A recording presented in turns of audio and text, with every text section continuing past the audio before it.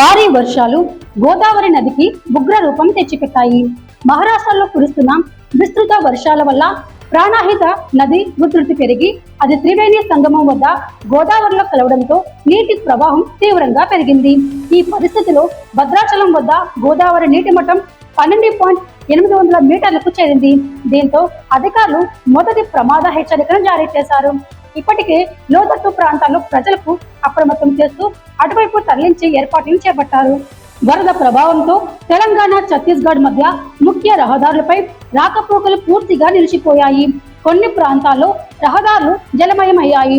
గోదావరి పరివాహక ప్రాంతాల్లో వరద ఉధృతి పెరిగి అవకాశాన్ని పరిగణలోకి తీసుకున్న అధికారులు ఎన్డీఆర్ఎఫ్ బృందాలతో సహాయక చర్యలు ముమ్మూరం చేశారు. ప్రజలు అప్రమత్తంగా ఉండాలని, అనవసరంగా గోదావరి ఒడ్డులకు వెళ్లరాదని అధికారులు హెచ్చరిస్తున్నారు.